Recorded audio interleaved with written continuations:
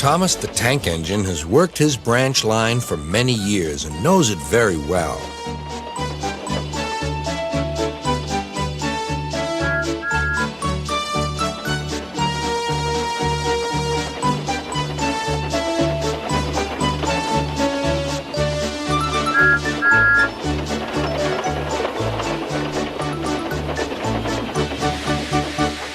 You know just where to stop, Thomas, laughed his driver. You could almost manage it without me. Thomas had become conceited. He didn't realize his driver was joking.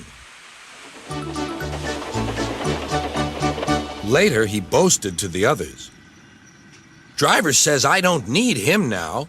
Don't be so daft, snorted Percy. I'd never go without my driver, said Toby earnestly. I'd be frightened.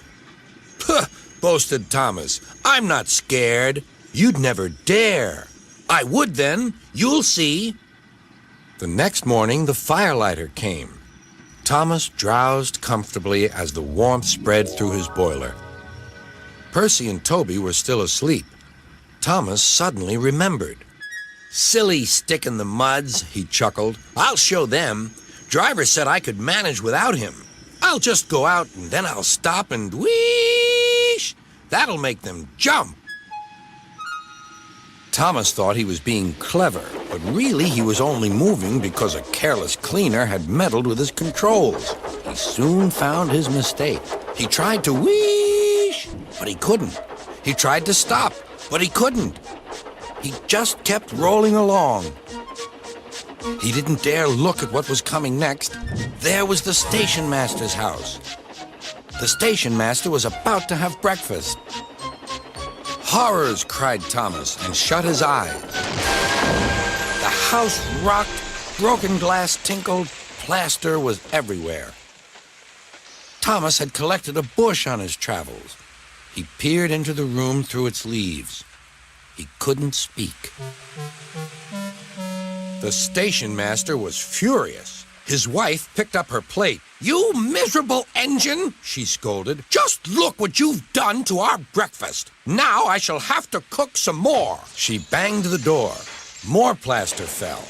This time it fell on Thomas. Thomas felt depressed.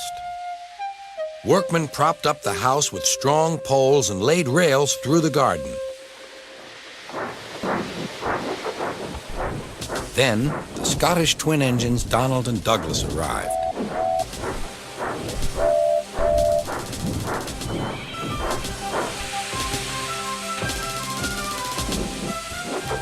Dinna fash yourself, Thomas. We'll soon have you back on the rails. They laughed.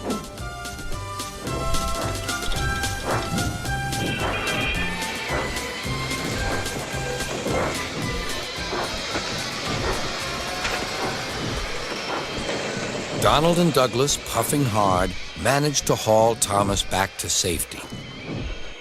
Bits of fencing, the bush, and a broken window frame festooned his front, which was badly twisted. The twins laughed and left him. Thomas was in disgrace. There was worse to come. You're in a lot of trouble, Thomas. I know, sir. I'm sorry, sir. Thomas's voice was muffled behind his bush.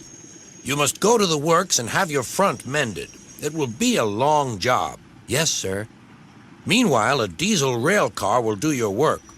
A diesel, sir?